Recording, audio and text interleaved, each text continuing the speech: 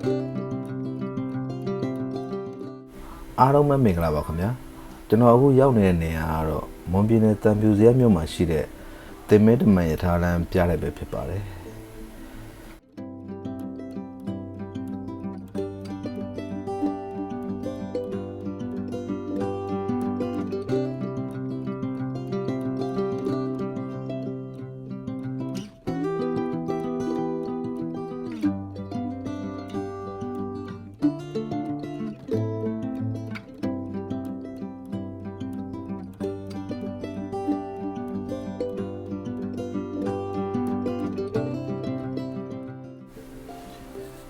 ဒါကတော့အရင်တော့ချွေးတက်သားတွေရဲ့ဘဝတွေကိုပြန်လည်ပုံဖော်ရတဲ့ရုပ်ထုတွေပဲဖြစ်ပါတယ်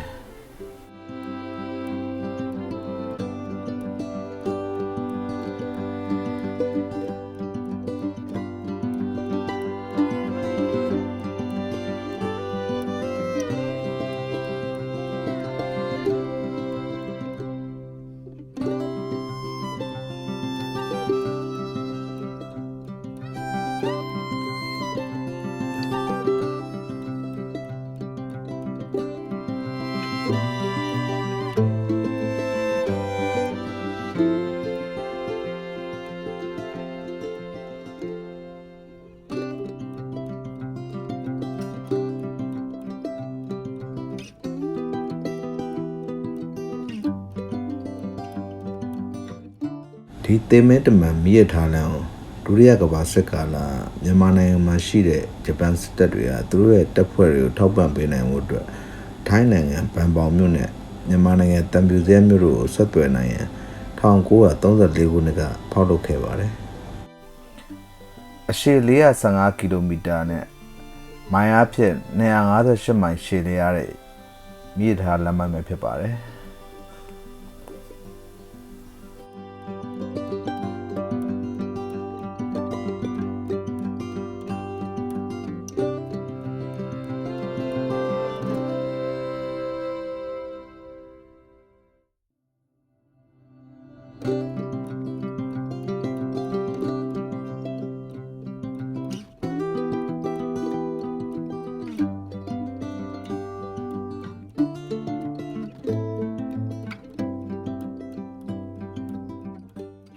ဒီရထားလမ်းကိုအာရှတိုက်သားအလုပ်သမား3,800,000ကျော်နဲ့မဟာမိတ်တပ်သား6,000ကျော်တို့ကရထားလမ်းဖောက်ခဲ့ရမှာပါဝင်ခဲ့ရပါတယ်ရထားလမ်းဖောက်လို့ရမှာလဲအာရှတိုက်သားအလုပ်သမားများတည်ဆုံးရမှုနဲ့ပတ်သက်ပြီးမှတ်တမ်းမှတ်ရမရှိခဲ့ပဲနဲ့9,000ကျော်ခန့်သာတည်ဆုံးခဲ့တယ်လို့မှတ်တမ်းတင်နိုင်ခဲ့ကြပါတယ်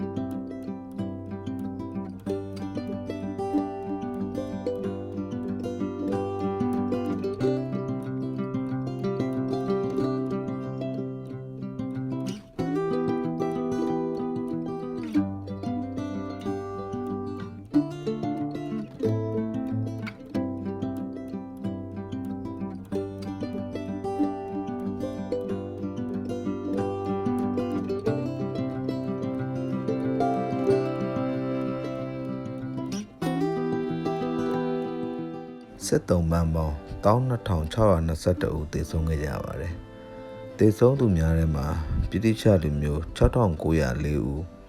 ၊ဩစတြေးလျလူမျိုး2802ဦး၊ဒတ်လူမျိုး2982ဦး၊အမေရိကန်လူမျိုး133ဦးတို့ပါဝင်ခဲ့ကြပါတယ်။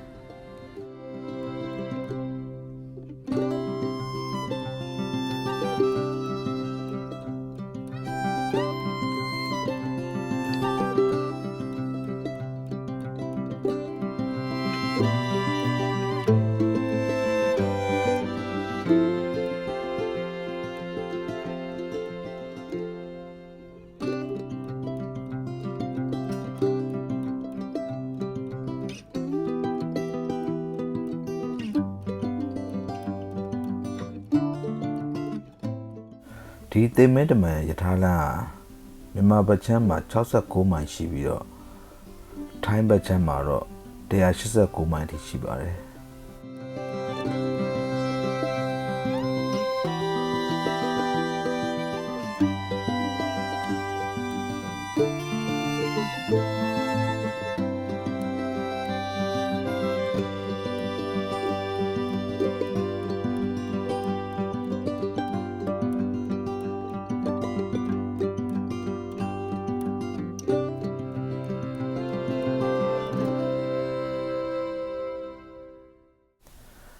ဒီသေမင်းတမန်မိရထားလိုင်းကိုဖောက်လုပ်ပြီးစီးခဲ့တဲ့အထိမ်းအမှတ်ဖြစ်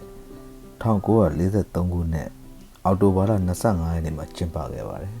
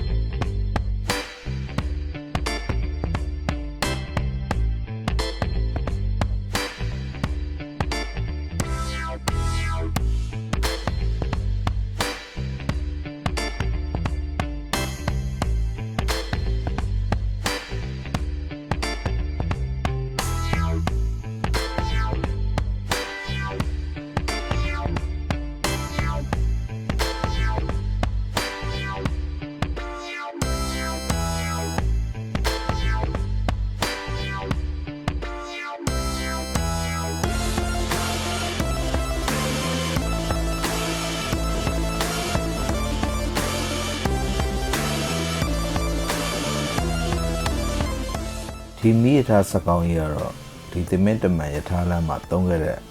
စကောင်းမှဖြစ်ပါတယ်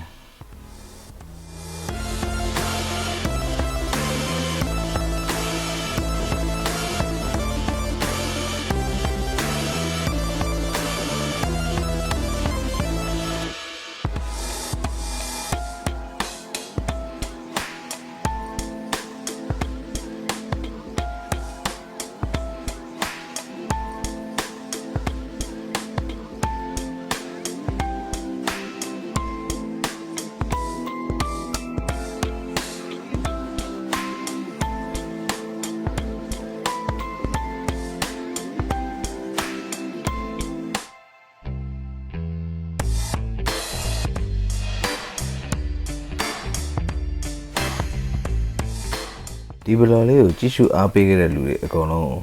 ကျေးဇူးအများကြီးတင်ပါတယ်ခင်ဗျာနောက်ဘလော့တွေမှာလည်းကျွန်တော်အကောင်းဆုံးဖြစ်အောင်ကြိုးစားပါမယ်